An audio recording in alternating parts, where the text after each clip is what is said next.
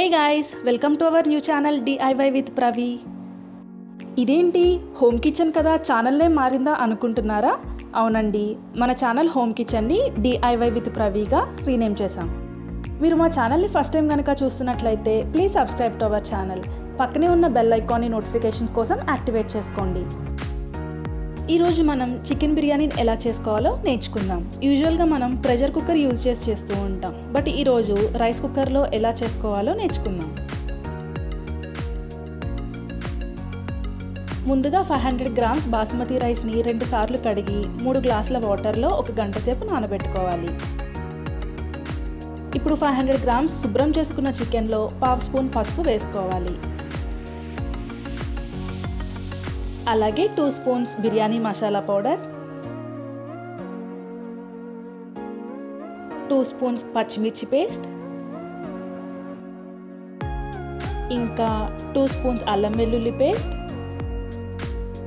అలాగే 2 స్పూన్స్ పెరుగు, తగినంత ఉప్పు,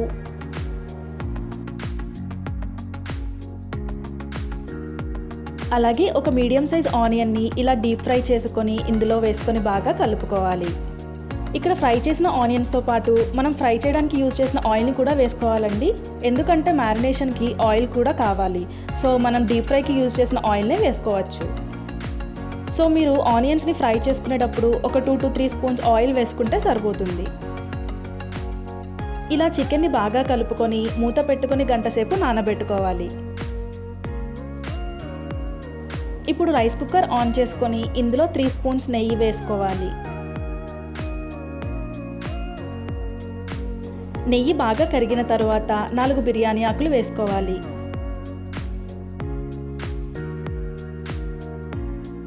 బిర్యానీ ఆకులు వేగుతూ ఉండగా 2 మీడియం సైజ్ ఆనియన్స్ని ముక్కలుగా, 3 పచ్చిమిర్చి చీలికలుగా కట్ చేసుకొని వేసుకోవాలి. అలాగే 2 స్పూన్స్ జీడిపప్పు కూడా వేసుకొని పచ్చివాసన పోయేంత వరకు ఫ్రై చేసుకోవాలి.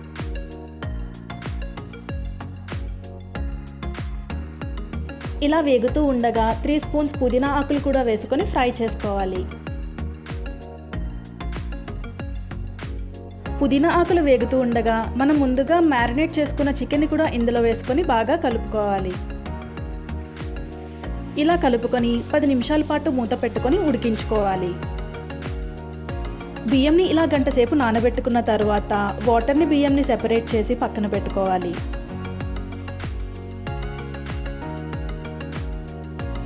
పది నిమిషాల తర్వాత బియ్యంని ఇందులో వేసి ఒకసారి కలుపుకోవాలి.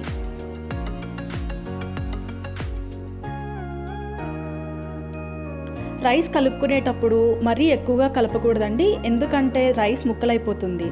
సో కలుపుకునేటప్పుడు చాలా జాగ్రత్తగా కలుపుకోవాలి. ఇప్పుడు ఇందులో మనం రైస్ని నానబెట్టుకోవడానికి యూజ్ చేసిన వాటర్ని వేసుకొని బాగా కలుపుకోవాలి. మీరు వాటర్ వేసుకునేటప్పుడు ఏ గ్లాస్తో అయితే రైస్ని కొలుస్తున్నారో అదే గ్లాస్తో వాటర్ వేసుకోవాలండి. ఇక్కడ మేము 1/2 kg రైస్ని 2 గ్లాసెస్ ఆఫ్ రైస్గా తీసుకున్నాము. సో ఒక గ్లాస్కి 1.5 గ్లాస్ వాటర్, అంటే 3 గ్లాసుల వాటర్ తీసుకున్నాం. వాటర్ వేసుకొని కలుపుకునేటప్పుడు ఉప్పు సరిపోకపోతే తగినంత ఉప్పు వేసుకొని అందులో 2 స్పూన్స్ తరిగిన కొత్తిమీర కూడా వేసుకొని మూత పెట్టుకొని ఉడికించుకోవాలి. రైస్ కుక్కర్లో వార్మ్ బటన్ ఆన్ అయ్యేంత వరకు కుక్ చేసుకుంటే మనకి బిర్యానీ రెడీ అయిపోతుంది. అంతేనండి, చూసారు కదా ఎంత ఈజీగా రైస్ కుక్కర్లో మనం చికెన్ బిర్యానీ చేసుకోవచ్చో. ప్రెషర్ కుక్కర్లో అయినా రైస్ కుక్కర్లో అయినా ప్రాసెస్ అయితే సేమ్ ఉంటుందండి, బట్ మీకు ఒకసారి చూపించాలి అని చెప్పి ఈ వీడియో చేశాను. మీకు ఈ రెసిపీ కనుక నచ్చినట్టయితే లైక్ చేసి కామెంట్ చేసి మీ ఫ్రెండ్స్తో షేర్ చేయండి. Thanks for watching the video. Next recipe పల్లీ మసాలాతో కలుసుకుందాం. Bye bye.